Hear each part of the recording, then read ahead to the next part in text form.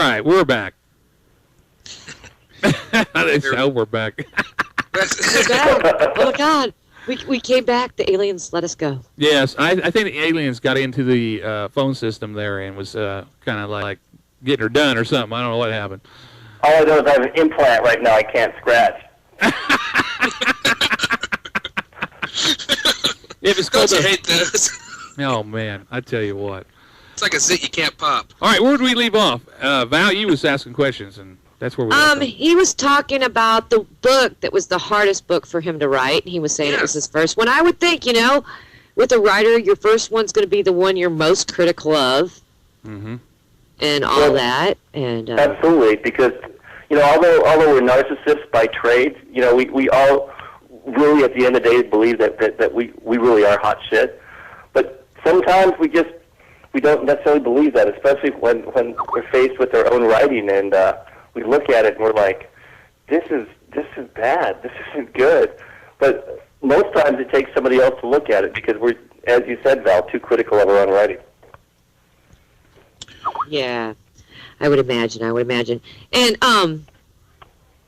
what inspired you to become a horror writer? Is there like a story like that really scared the shit out of you when you were a kid, and it was like, and then drew you to horror or anything like that?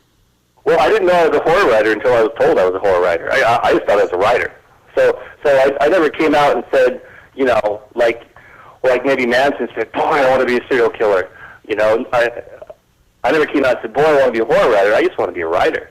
But it turned out that the kind of stuff that I wrote, it was kind of dark and edgy and dealt with some, a lot of internal conflicts. And it turned out that, suddenly all the science fiction magazines and romance mags that I was trying to sell stuff to didn't want my stuff because there was way too much gushing blood. So it turned out, after all, that I was a horror writer.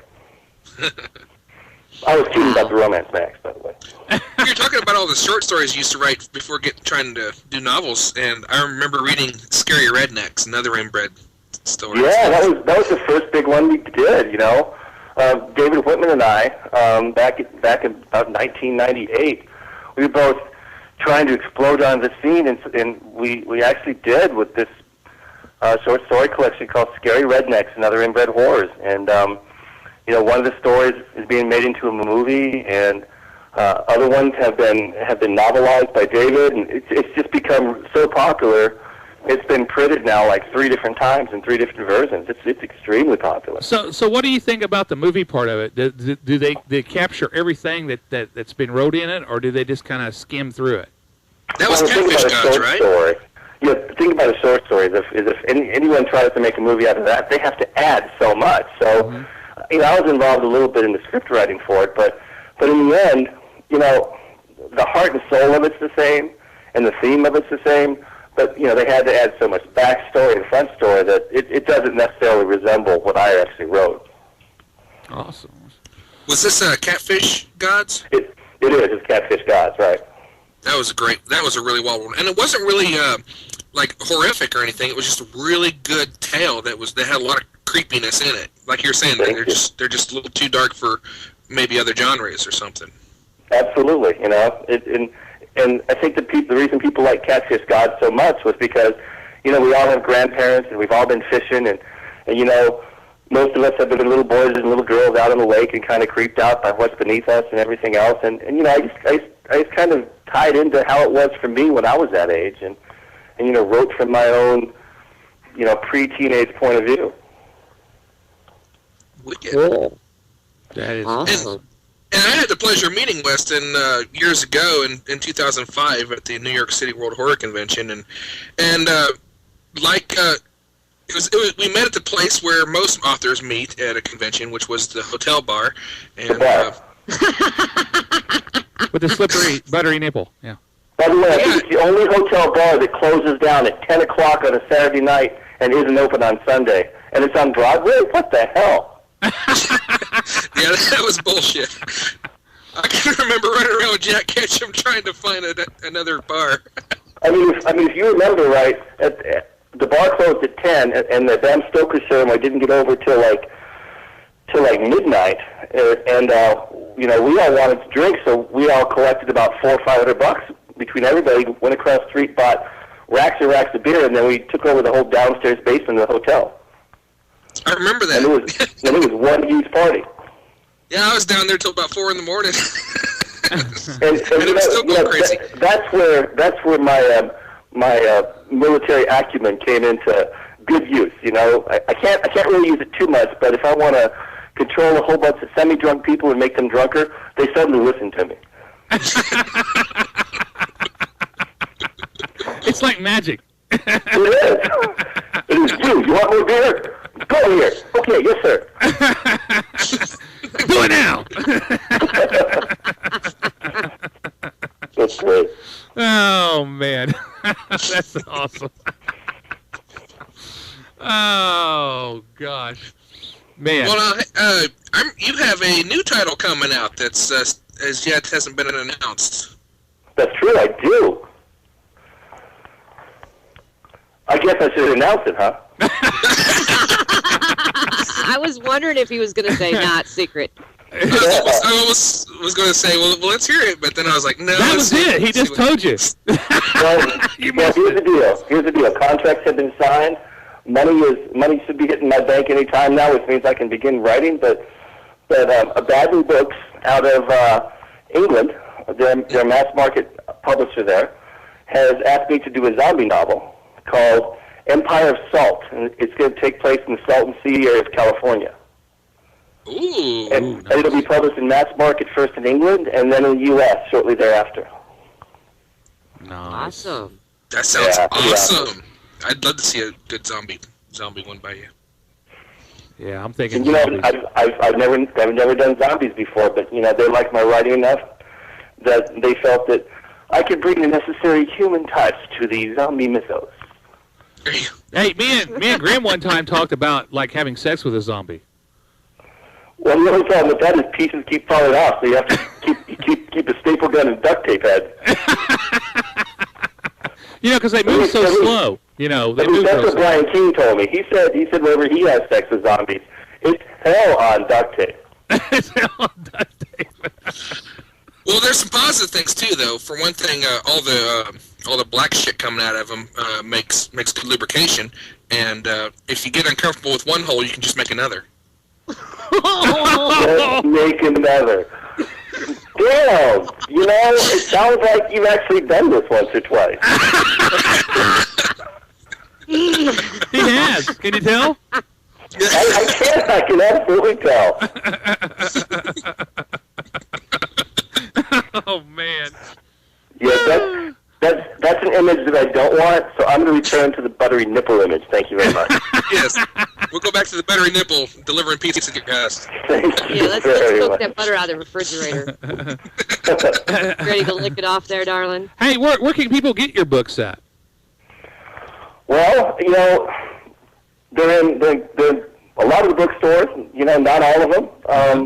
You know, I'll go to Manhattan Beach in LA, and I'll find them all in the Barnes and Nobles and the Borders, and then I'll go to San Francisco, and they won't be in any of those. And I guess it just depends on the manager or whatever. But I know that definitely there's links on my website to go to all of them, whether they're brick and mortar bookstores or Barnes and Noble or Amazon or whatever.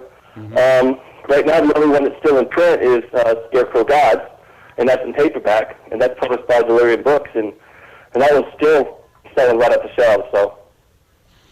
And a good place, a really good place for anyone to go to is Horror Mall, of course, Horror-Mall, and because they got really good selection, and a lot of sometimes every once in a while, one of your limited titles might pop up or something too if you keep an eye on it. They do, and Horror Mall normally has some pretty good prices. I know on eBay, like a copy of the limited edition Scarecrow God sold for about $400 the other day, and that's even too much money for me. Damn. Hey, I got that book too. Yeah, but I ain't selling it though. I like it. You know what? If you did, and it was for something like alcohol, I wouldn't mind. Well, I have been wanting to get some more absinthe. You know? Oh no. Hey, it's legal now, so it's not that big of a deal anymore. No, it ain't. It really ain't. No. I mean, probably 2 or 3 months from now, you'll be able to walk into your 7-Eleven, stand right next to a crack whore as she's buying her gin and tonic, and you can buy your absinthe. There you go. There you go. Hey, Val asked you a good question there a while ago. I'm going to kind of revert that around. What was the funnest book, the easiest book for you to write? I think the funnest book for me to write was The Golden Thread, which was the second book in this trilogy I'm writing for Delirium. Mm-hmm. First book was Recall to Life, and the most fun book was The Golden Thread, because, I'm well aware that in a lot of trilogies, the second book is always kind of a letdown. And, you're always like, well, he just kind of phoned this in. So I really threw in the kitchen sink in this thing. Uh-huh. And I made it like one long Star Trek episode. And it's just fantastic, because this whole crew that I've created just keeps meeting all these other creatures and getting thrown into all these other adventures. And, what's funny is that I was almost as nervous about that novel as I was Scarecrow Gods, but everybody who's read it and emailed me or reviewed it has said it's the best thing I've written. So once again, I don't know shit from Shinola, but I'm enjoying to write them. Talking about Star Trek, you like them. Mm-hmm. You've also been getting into some sci-fi stuff. You had now I'm forgetting the title now. Vampire Outlaws in the Milky Way. Yeah, Vampire Outlaw in the Milky Way.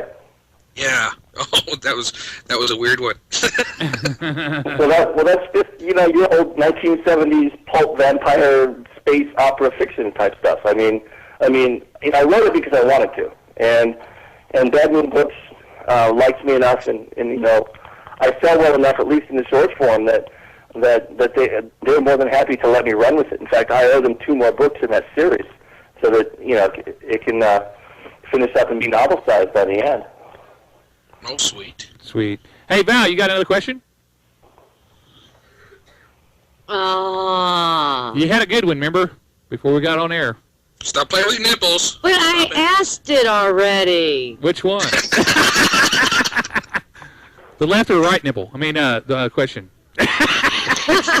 I'm thinking nipples. I'm sorry. I asked him about what was one of his scariest... Oh, well, I don't know if he ever answered it, really. Okay. What was one of the scariest things to ever happen to you as a child, or like a movie that you watched and you were just really freaked out after it? Well, I think when I was young, about 10 years old, my dad, he was the administrator of a Roman Catholic nursing home. So after school, I would hang out with a lot of old people, and this was like about a 150-year-old joint up in the mountains of Tennessee. And because it was run by the Roman Catholics, they had a monastery there. So there was a whole bunch of monks there, and dressed in the way monks do, and so I was kind of around them all the time, and I got to know them and trust them and like them and stuff. And then what happened is I ended up watching The Exorcist for the first time. What was that, like 77 or 78 when it first came out? So I watched The Exorcist, and boy, that really scared the whole bejesus out of me and my family. And then we met this priest, this Father Halloran, who was assigned from St. Louis to this nursing home. And it turned out that this guy began talking to my dad, saying, yeah, I was there, it happened. In fact, I was the guy who drove the car. I did X, Y, and Z. And here's this guy who is dressed like a priest. I totally trust him and believe what he's saying. Basically validating this fictional movie and telling me that it's true, to the point where now whenever I see a horror movie, I'm like, holy shit, is there somebody out there like this Father Halloran who drove somebody around who can actually verify that at least part of it's true? So that was the first thing that probably happened to me that made me, question reality and whether or not things can really happen or not. And from there on, I just put myself in positions to experience different things, like, ghosts and stuff like that. And it's a pretty scary world out there. It is. It definitely is. I believe the author, Blatty, that wrote Exorcist, I believe he was inspired by... It actually happened to a boy in St. Louis. So instead of... It happened to a boy in the Alexian Brothers Hospital in St. Louis, Missouri.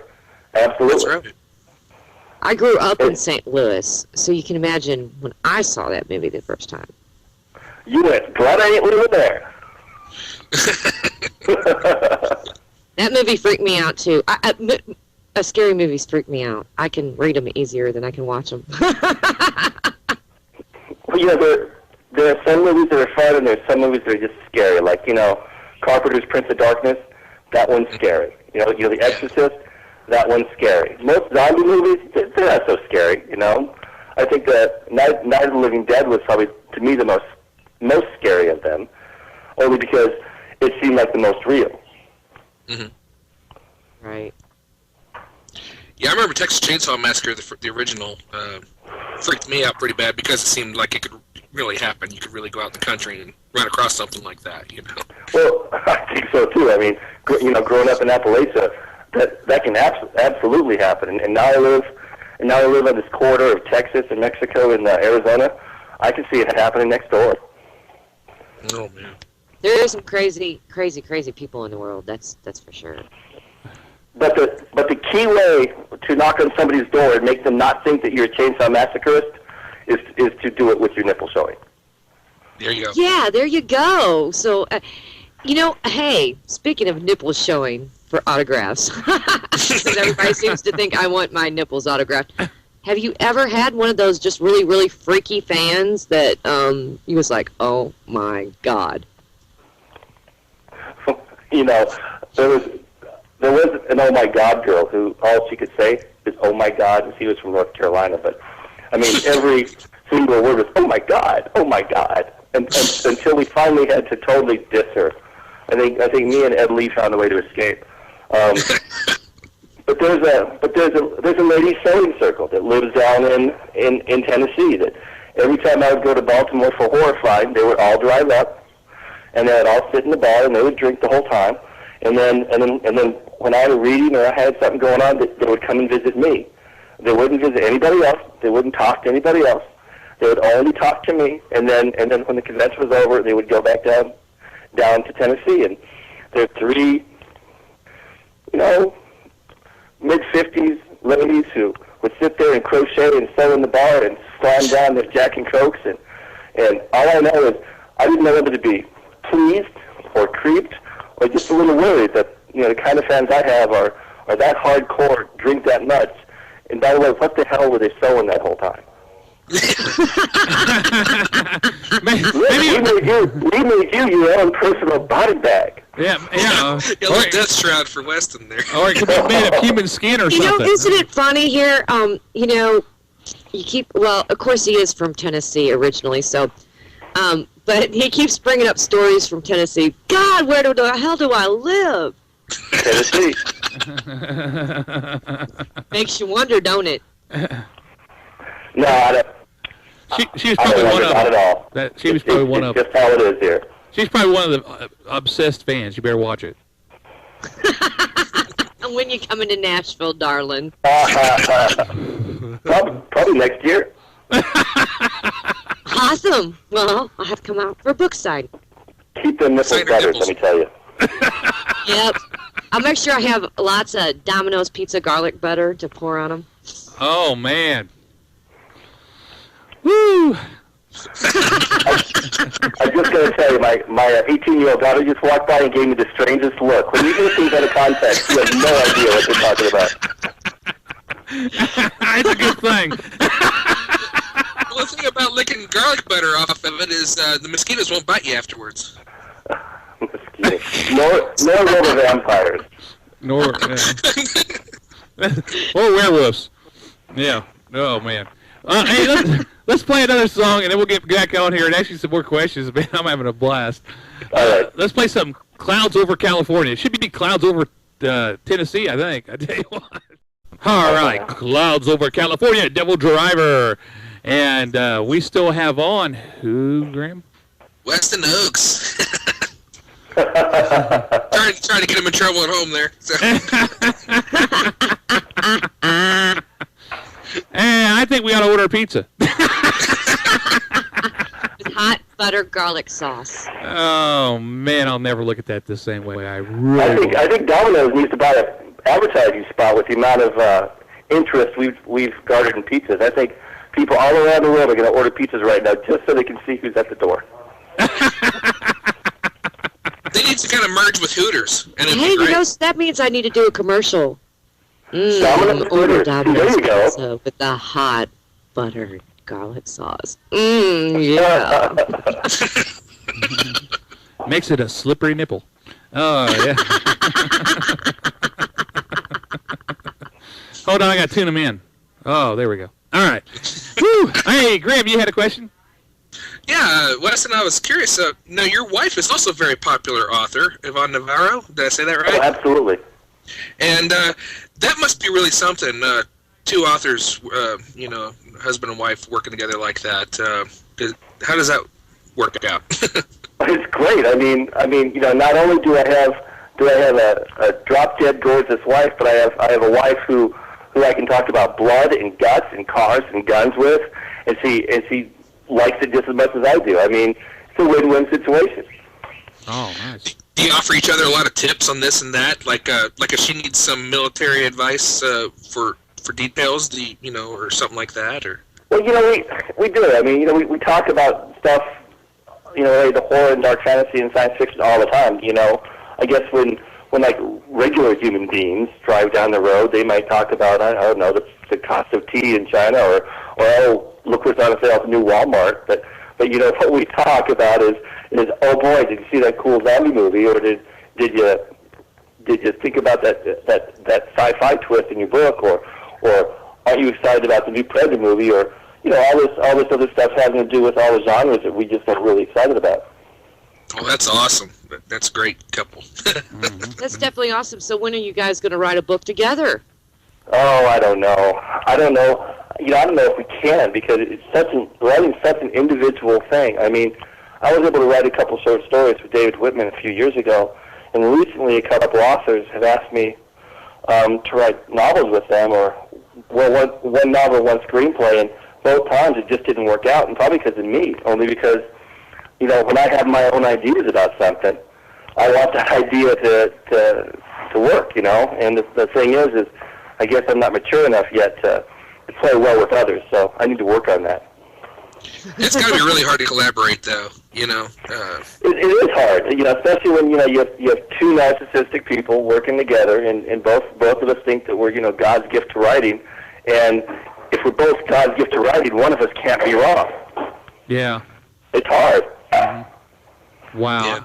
I couldn't imagine me being a writer, and then my wife being a writer, and then she'd go, let me check your thing out, and she'd read it and be like, well, this needs to be this, and I'm like, screw you, I'm doing it this way. This sucks. I don't care how much garlic butter you bring in the house. God damn it, I want this one. You better butter your liquor when you talk to me like that. I tell you what. And then, of course, he's got to be able to go to his bed at night. So maybe it isn't a good thing to write with your wife. No. I wouldn't think it would be. You guys made me choke on my coffee on that one, man. He's going to be a zombie. Yeah. Oh, no, you're right about me. Oh, man, this is just awesome. Oh, gosh. I'm still thinking of the damn freaking butter. I got to get off this, man. I really do. Wow. It's totally rent me. I'm rent for life now. Well, now, you did do a little online project, didn't you, with some other authors a while back? Well, yeah, there's this project called Muy Mal, which means very bad in Spanish, and it was just an online free fiction project. In fact, the stuff is still up there at muymal.com, and it was just essentially, we were at a place where we were, myself and John Urbancic and Mike Oliveira were in a place where we were writing so much that we were surpassing the amount of outlets we had. So we just decided, why not write these basically cliffhanger stories, episodic fiction online, so that every 2 or 3 weeks we'd update the ongoing story. I know that Mike had a couple character arcs, John did too, and I had several myself that were dark fantasy that I just really liked. And one of these days we're going to put them together, probably in a book form. We just haven't had the opportunity or really notion to do it yet. It's just a matter of focusing our attention. But I know that we have a lot of fans who, especially in Canada, because it was reviewed by Rue Morgue magazine, and a lot of fans in Canada still email us, "Where's the next episode? Where's the next episode?" Huh. Wow. Does music pay play any part in the writing process with you at all, or do you just sit down to a quiet room, or? No. I need total input. If I need a quiet room, I need absolute total input. I can write the TV playing, the 8-track playing, the stereo playing, the U2 playing, all at the same time. It doesn't matter. And I tend to write different books. Tend to call out for different kinds of music. Like Recall the Life, I listened to nothing but Godhead during the whole writing of that thing. and then a book I've written called Babylon Smiles, which hasn't seen print yet, was nothing but German guar metal. You know, just total heavy shit. And then when I was writing Scary Rednecks Never Inbred Horrors, I was listening to Diana Ross in Donna Summer, which I thought was kind of ironic. so if someone was making a cake out in the rain, I was killing a whole bunch of rednecks on the side of the mountain. My favorite story in that Rednecks book was the one about the outhouse, where the feuding families had to put the great demons coming out of it. Appalachian Easter outhouse feud. Yeah. Oh God, that was so good. You know, I was just hired by a company called Pulp Studios. They just podcasted 10 of my Scary Redneck stories, and there's actually a link on my website to those, and one of them is that story, the Great Appalachian Easter Outhouse Feud. And I definitely have a couple of those stories that are free there for anyone who just wants to come over and have a taste test of what Weston Ochse does with Scary Rednecks. And go ahead and tell us what your website is. Well, it's www.westonochse.com, and you spell my name WESTONOCHSE. I know you guys probably want to call me Oxy or Ochse or Oops or Outs, but it's Ochse. Yeah. I promise. Yeah, I was saying Osh, and I sent you an email. I said, I know. How do I say your name? Oh no. You know, it's my name. In fact, Harlan Ellison, at that same convention in New York we were talking about earlier, 2005, Harlan and I met for the first time, and I introduced myself. It's like, hi Harlan, my name is Weston Ochse. He said, Weston Ochse? That sounds like the name of a nursing home. I said, Weston Ochse? He said, yeah, Weston Ochse, where old people go to die. I said, that's good. That's the next book. It needs to be sent. That's where you get the older lady showing up at the convention. Well, the one thing though you got to look at is at least he didn't call you Hall and Oates. I'd rather go with the other. Yeah. Oh man, freaking awesome. Yeah, jeez. Harlan Ellison is something else. I know when I met him, I was kind of cringing. I was like, because he can be kind of cantankerous, you know. So, but he was real nice, though. Daryl Hall and John Oates. She's a rich girl, right? Yeah. Yeah. Yep. Yeah, absolutely. Wow. We could just sit there and listen to that and write a book. Oh boy. Why a whole bunch of metalheads talking about Daryl Hall and John Oates? You guys probably have something in your wood pile that you haven't been telling people about. Yeah, it's called meatspin.com. I mean, next thing you know, you'll be talking about Karma Chameleon and songs like that are just going to freak me the hell out. Oh, I think you should play Rock Ground. He's kind of that guy. Yeah, let's play some. The new version with Florida or the original version? I like the dope version. The new version's pretty good. Yeah, dope's pretty freaking awesome, man. Oh, you're talking about the band. Hey,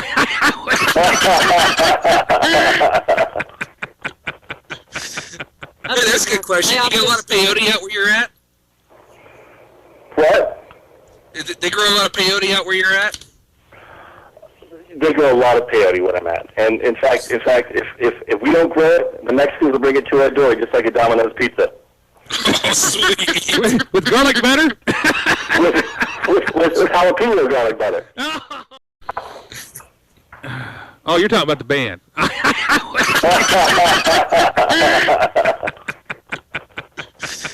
Hey, that's a good question. You get a lot of peyote out where you're at? What? They grow a lot of peyote out where you're at? They grow a lot of peyote where I'm at. And in fact, if we don't grow it, the Mexicans will bring it to our door just like a Domino's pizza. Oh, sweet. With garlic butter? with jalapeno garlic butter. Oh, nice. I'll take some buttery nipples with my peyote. That's right. We call those hot Mexican buttery nipples. Oh, my gosh. End up out in the middle of the desert somewhere not knowing how the hell you got there. What the hell happened? What happened? Last time I know I was talking to Metal Crypt, and now look at me. I'm down in my body covered in honey, and there's an ant pile right next to me. A coyote just bit a chunk out of my ass, but I'm hearing some cool music, and I'm going to write a story. Well, that's only happened twice before, so I'm not too worried. The next story he's going to write is going to be this little short story about these crazy people on the Metal Crypt. Yeah. Well, I can guarantee you that somewhere in the novel I'm writing at this moment, there's going to be a buttery nipple. I absolutely guarantee you. Freaking nice. Freaking nice. I can't wait to read it. I'll be, it's going to be great. Awesome. Now, before we run out of time, though, I did want to ask you one thing. It says in your bio that you wrestle rattlesnakes and you race tarantula wasps. Yeah. You ever been bitten, and what the hell are you doing that for? You guys ever heard of tarantula wasps?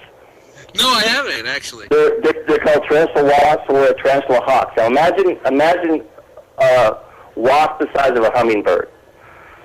So it's about 5 to 10 times the size of a normal wasp. And what these things do is they're black and they have gold and red wings, and they fly around until they find a tarantula. They land on this sucker, and then they paralyze it and pump their eggs into the back of this tarantula, and then all the baby tarantula wasps eat their way out of the tarantula. These things are the nastiest things on the planet. The fact that they don't normally sting humans is just fateful, because if they were to sting you, they would pump you full of their eggs, and next thing you know, big ass wasps would be crawling out every other place you don't want them coming out. Ew. So why do you raise these things? No, I don't raise them. I race them. Oh, race them. If I lose that race, they're going to get me. Yeah. Okay. I got you. Raise them. I thought you were actually getting a little starting line and a finish line. So funny. Someone needs to go back to her butter. And he puts a big I think they definitely got a horror aspect to those things. I can just see him with the big tarantula suit on running from this freaking bee. It's a race! Screw this! This is a bad idea. Ready, set, go. Yeah, really. Where's the butter at? Screw this. Oh, That's man. the finish line. No, I wouldn't want to do that. I'll tell you what. You're right. Yeah, we have lots of rattlesnakes out here, lots of tarantulas. Uh-huh. We have quite a few scorpions, lots of tarantula wasps. I mean, the wild kingdom is in force in Arizona. Yeah, have you ever ate rattlesnake? Yeah, I have. It's good, ain't it? It is. It's very good. You know what it tastes like, right? Chicken. Tastes like chicken. Yep. I've had it. I've went to Oklahoma and had it at one of their little fest things they have in the cookout thing. It's pretty good stuff. No, of course, I always wonder why everything tastes like chicken. Why doesn't chickens and all this other stuff taste like snake? I had chicken the other day. It tasted just like a snake. It was weird. Because gator tail tastes like chicken, and frog legs taste. Well, they're like talking chicken. about the consistency of it too, the way it, when you chew into it. I think too. Yeah, the meat's a little different in each of them. Mm-hmm. Absolutely. All right. Well, let's play. Let's play. Since we were kidding around with him, he was kidding around with us. We're gonna play some meat spin. There we go. By Dope. Nice. And make sure you check out his website. WestonOchse.com. Yep. And buy his books, because guy's a great guy to talk to, and his books are just freaking awesome and off the hook. All right. All right, come up to my room. Oh, Dave Evans. Awesome stuff there, man. And, hey, who do we have on there, Jared? We've got Weston Ochse with us, a killer horror author. And we also have Dave Evans, and kicking ass, and sorry I'm a little thrown off because we've been having some really fun conversation off the air. Now I can't keep picturing kangaroo heads as trophies on the wall. That's right, kangaroo heads. We don't have them here in Australia. As I say, you're not being a real hero by shooting a kangaroo. It's not as if you're stalking a water buffalo or something like that. So, but I can see one of these great white hunters from someplace like northern U.S. somewhere who goes out to every country in the world and shoots the animal of choice from every country, and he has a Tasmanian devil from Tasmania, he has a giant rat from Guam, and he has a kangaroo from Australia right alongside the bison and the grizzly bear. Yeah, it doesn't sort of look good, does it? You did have to go and shoot that poor little bastard, didn't you? Actually, the first wallaby I ever saw, I ran over with the car. Well, I know. With some parts of Australia, and I was driving on the other side of the road. They actually stand in the middle of the bloody road, especially when it's winter time and the sun's going down and the tarmac is still a bit warm, and so they sit on the road at night and in dusk. So you got to be really careful. They do. In fact, I only spent like a day in Australia, but I spent 5 months in New Guinea, and so I was up there driving on those roads, and that's where I got to hit it. Well, that's scary up there in New Guinea, mate. Yeah, it was a great time. Yeah, well, there's one place I don't want to go, to tell you the truth. Yeah, some of them still eat people up that way, mate. Oh, they do. They absolutely do. Yeah, they do. Not a place you want to go, Dave, without your guns. Absolutely, mate. You need a machine gun to go up there, mate. Oh, yeah, definitely. Oof. And we got them in they Texas. don't care what kind of badass you are there. Yeah, that's exactly. They'll eat your badass and all, mate.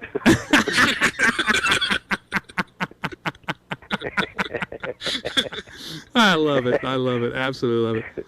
Oh, man. Jared? I'm just trying not to laugh so hard. I'm losing it. Oh, this is great.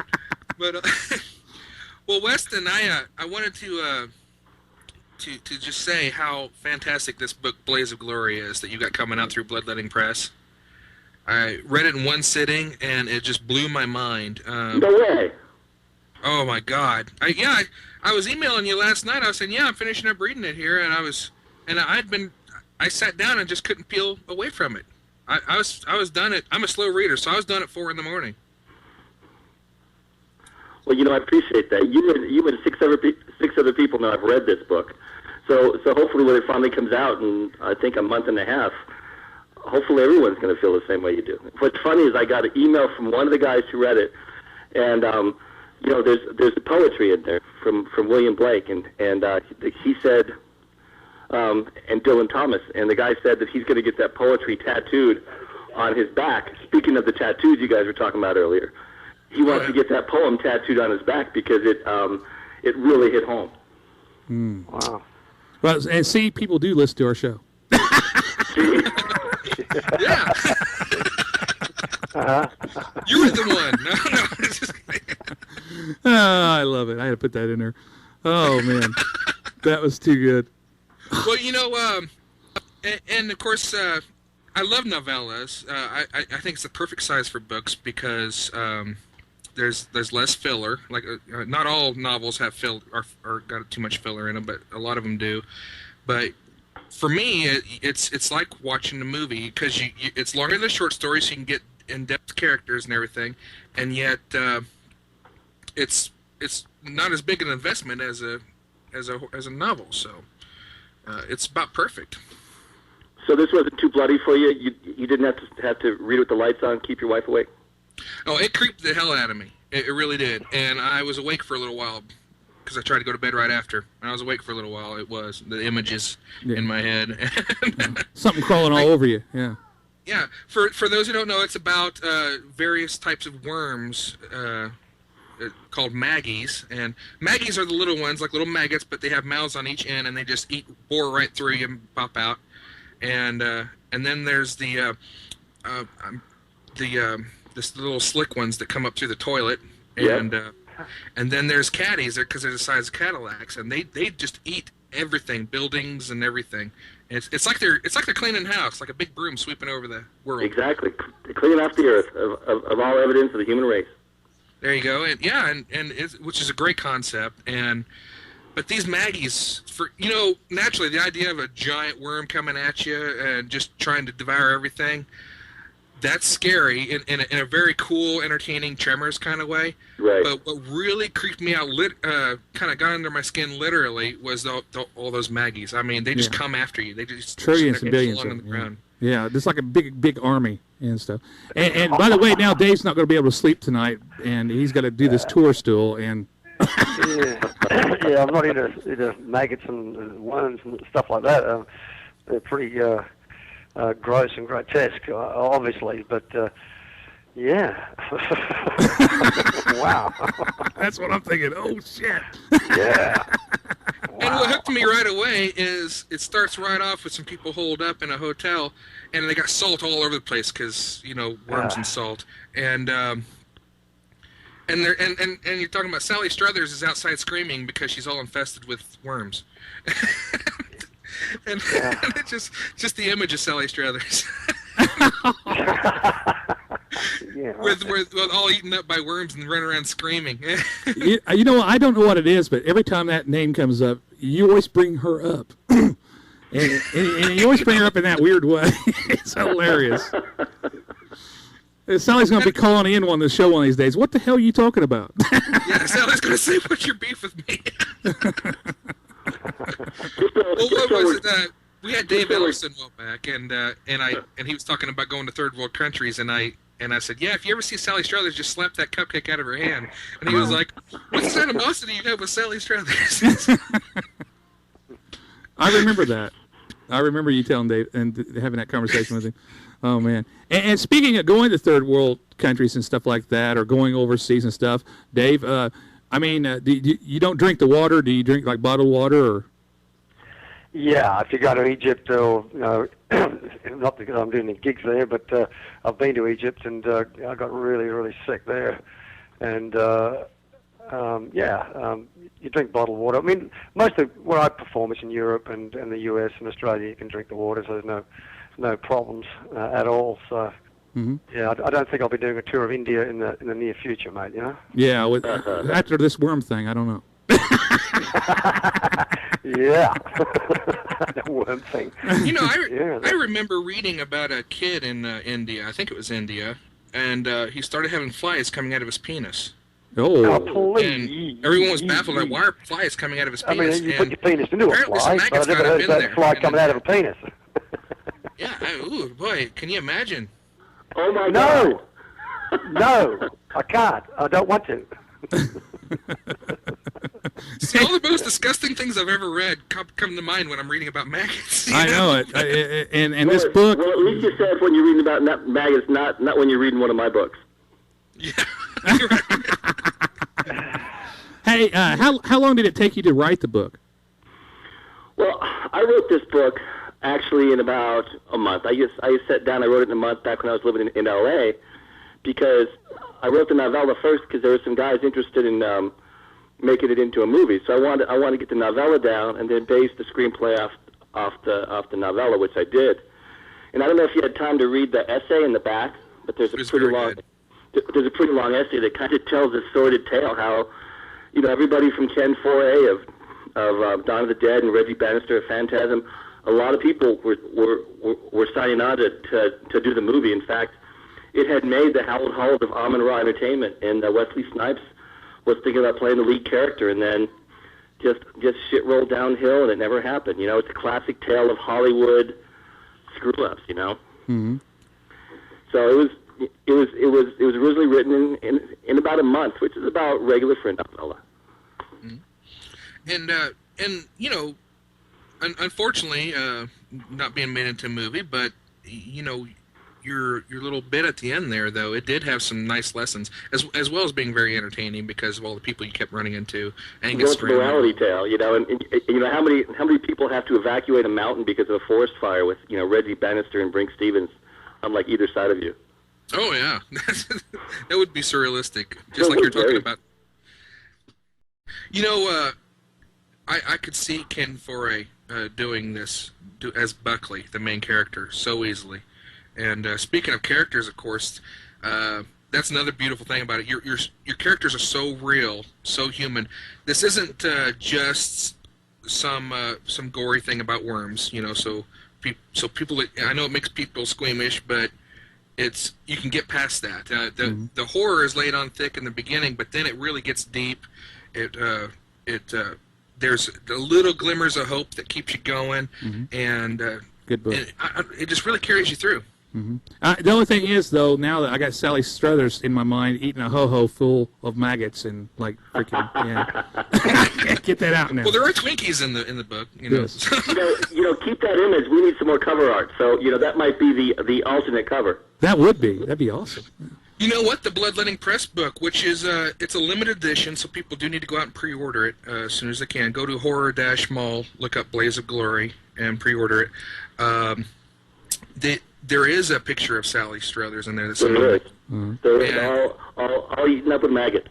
And it's pretty nasty. And by the way, just so people know, I really didn't kill Sally Struthers. So Sally, if your lawyer is calling my lawyer right now, tell him to hang up. It was actually just synecdoche. It was just somebody, a blonde-haired woman who liked to save kids, who we called Sally Struthers, who weighed about half as much as you do, girl. Right, that is specified. But it's just that they were calling her Sally Struthers. Exactly. It ain't like Sally Struthers has ever tried to save the kids overseas or anything. Yeah. There's no connection there. That was just no connection. I don't see it. Did he really go overseas, or was it like the Men on the Moon? They were just in like a soundstage. I think they were in a soundstage myself. I think she was in a back room at a buffet. Hey, she was at the Krispy Kreme. She's at the Krispy Kreme, but behind the scene. Yeah, absolutely. And honestly, I don't have anything against Sally Struthers. I think she was doing good things there. But it's that South Park episode about the starving Marvin, where they went over there and she was hogging all the food. I can't get that out of my head whenever I think about her. Yeah, I know, and it just continues to escalate. Hey, I got a question for Dave and you. What is your guys' favorite scary movie? Tell us about it.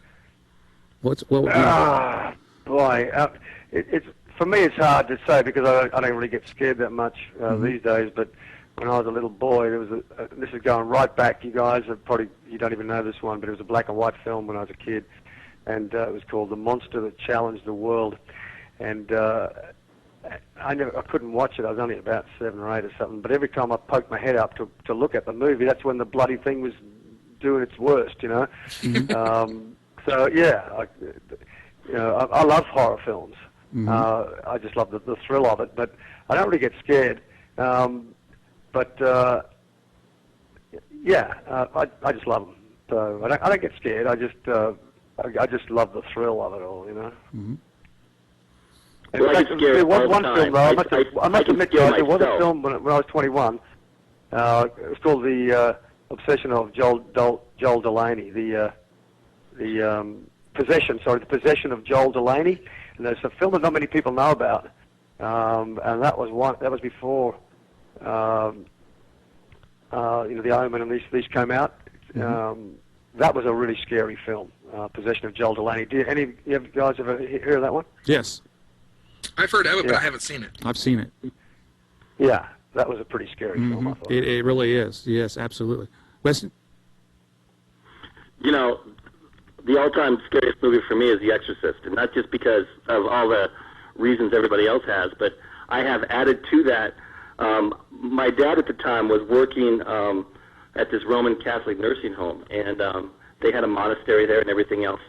And when the movie came out, there was this Father Halloran, who worked there, who was the same Father Halloran in the movie and in Peter Blatty's book, and he said, absolutely, this happened. The only difference is that it wasn't a girl, it was a boy, and it happened in the hospital. It didn't happen in the house.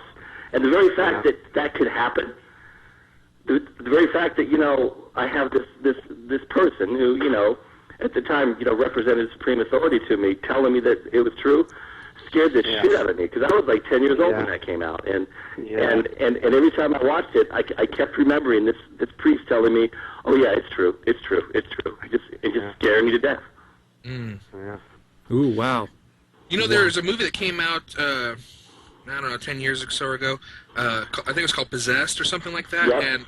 And it goes back to the original story that Exorcist was based on, where it has the boy and everything. And I remember seeing that. It's been years, but I remember he's standing up saying all this, spouting off all this weird shit, and then he just starts pissing at people.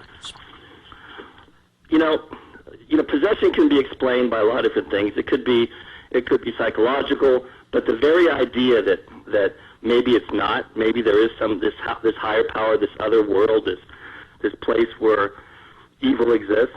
I think that's what is the most scary, that and the loss of control, because we all really, like our control and like our place in the world, and the fact that at any time we can just lose that and become a bystander to ourselves. That's terrifying. I could totally relate. That's one of my big fears too. My wife being schizophrenic, I'm scared to death that one day she'll have an episode and just not come back, and I'll lose her, even though she'll be standing right in front of me.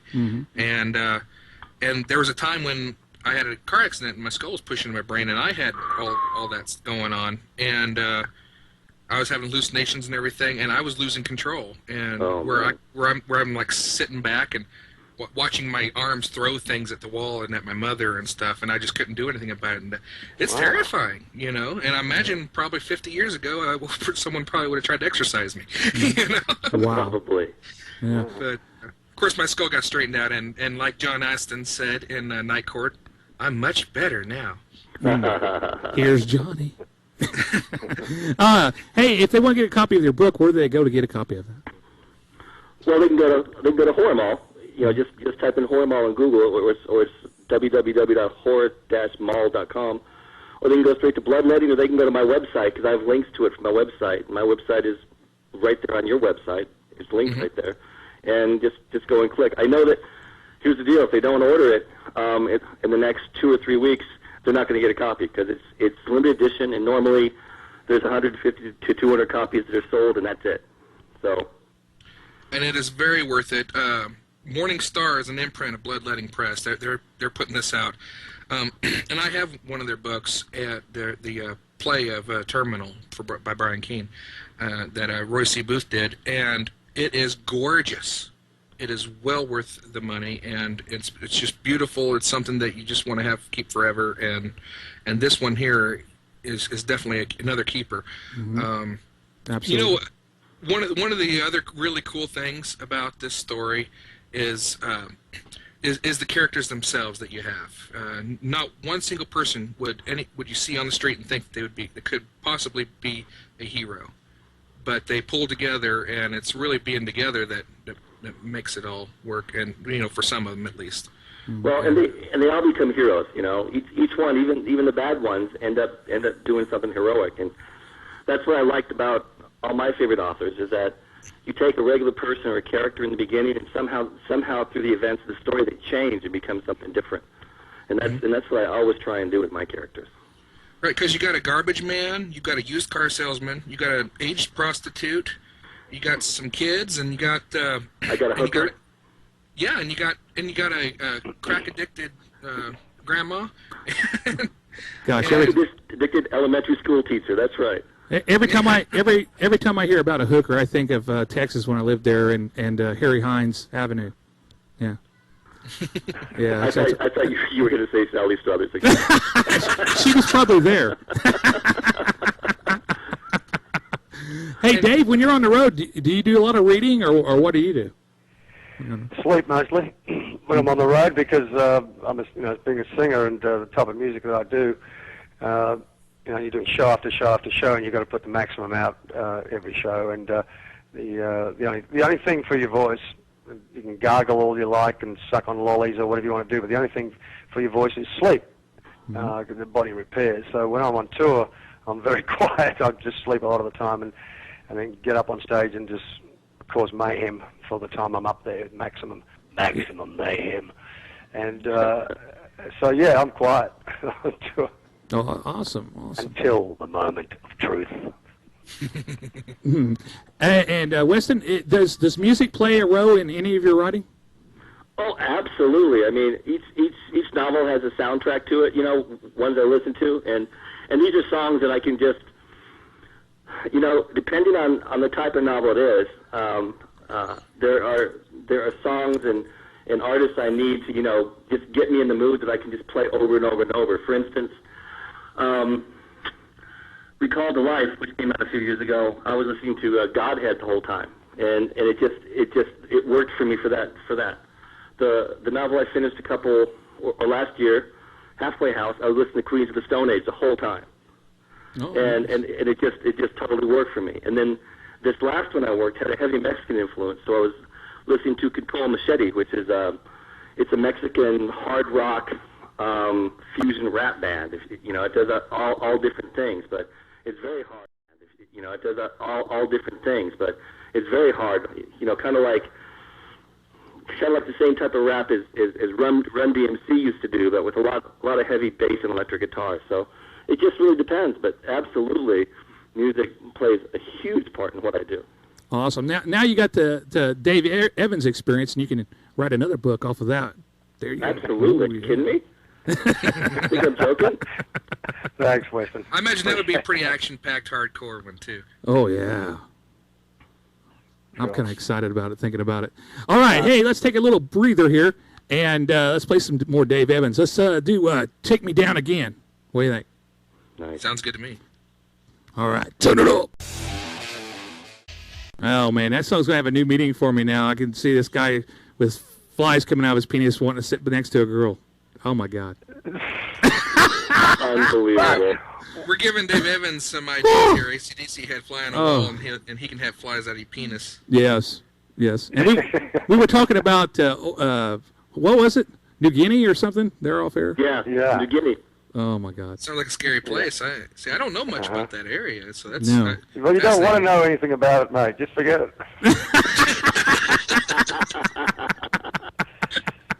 Yeah, we don't mention New Guinea in Australia, mate. We try to pretend it's not there, I want to go to Australia one of these days, but I think now I might have to see if I can just tag along with Dave so he can protect me.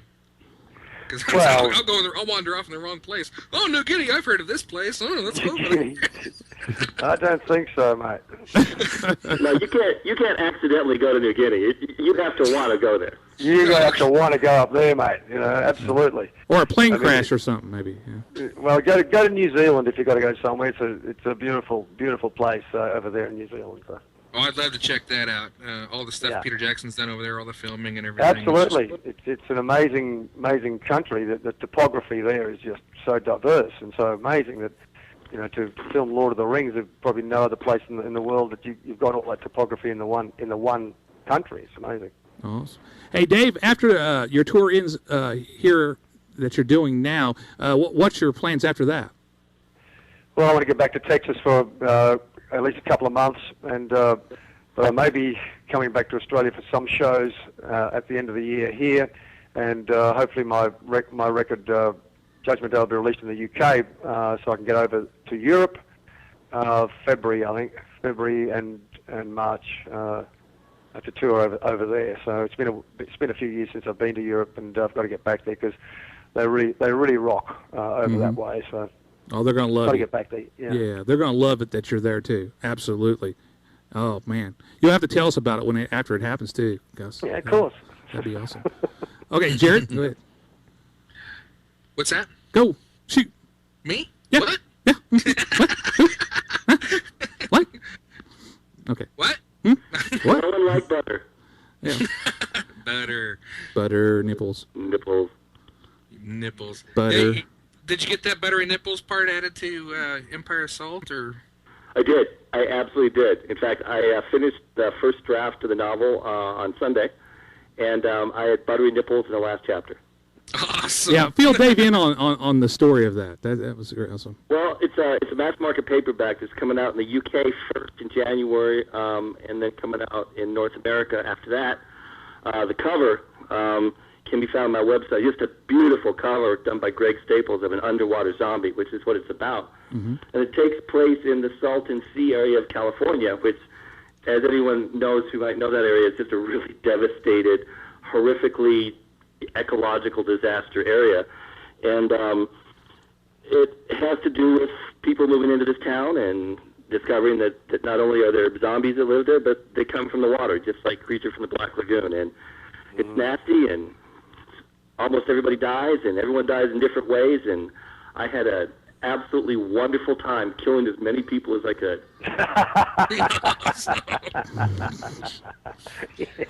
And see, Dave, we inspired him with the buttery nipple thing. It did. I mean, you guys tell me to include it. Trust me. In a zombie novel, a buttery nipple is bound to pop up every now and then. Absolutely. And I'm thinking this right here. Hold on, guys. Well, your naked breasts are oiled up nicely. That's right. You just have to have that at hand, didn't you? I had to. I just had to. Yeah. I couldn't help it. Couldn't help myself. You know how it is. Oh, man. Wow. What a show. Folks got to keep an eye out for Empire Assault by Weston Ochse. But right now, go ahead, get out there and pre-order Blaze of Glory. Go to horror-mall.com, look up Blaze of Glory, and pre-order it because it's limited, and it's you got to get it. It's just phenomenal. And there's a little girl in there. Her last name is very similar to a friend of yours. I was curious if that was a coincidence or Nikki Oliveri. No, it's no coincidence at all. I just gave a nod to my buddy Mikey. Awesome. I always love reading that kind of stuff. Mikey likes everything. Just like Brian Keene, he did a Marvel comic recently, and he put you in it. Well. Plus, I'm in the first chapter of The Rising. I mean, Brian and I have been friends for, since the get-go. So I'm in The Rising. I'm in his comic book. It's cool. It's fun. And, we all, to our small group of friends, it's all tongue-in-cheek, and we get the inside joke. But to everybody else, they just gloss over it. Mm-hmm. I'm sure Dave has done the same thing in songs before. Talk about some special person or a special experience that only he or a few people know about. But everybody else doesn't have the in-joke, but they still enjoy it nonetheless. Yeah, that's a good question, actually. Dave, do you have some, you probably do have some songs, don't you? Well, the songs are all personal. I mean, I'm usually writing about other, things that have happened in my life or a certain person, but, I usually don't use their name, obviously, but, yeah, they're people and incidents. I mean, they're all real, all the songs. They're all real, mate. Well, it's always fun when you can do that, especially when you're fans of all these different writers, so that when you see the little connections here and there, little shout-outs, it makes it that much nicer yet, Now I'm getting freaked out because Dave's going to write a song about us or something, It's going to freak me out. It's going to be called Sick Fuckers! Blood on the blade, man. Blood on the blade. Yeah, I like that, man. I really like that. I really do. I'm going to have to do something with that now. I'm telling you, it's awesome. I'm digging it. And, wow, it's powerful. It's very powerful. Mm-hmm. It is. I'm going to have to get that on our website because I only have it on like one little social network, and I really need to put that elsewhere. Yeah, absolutely. Absolutely. Man, what a show. Well, the funny thing is, you do, as a writer, or whether it's a novel, I guess, or in music, just a phrase like that in conversations can give you the idea for a song. It has, and I remember, I said that to this person, and that can be the chorus, and it has been. Yeah, absolutely. Mm-hmm. Well, that's probably that works in when writing too. You could just be talking to somebody, and all of a sudden, just a whole idea just pops up out of it for a book.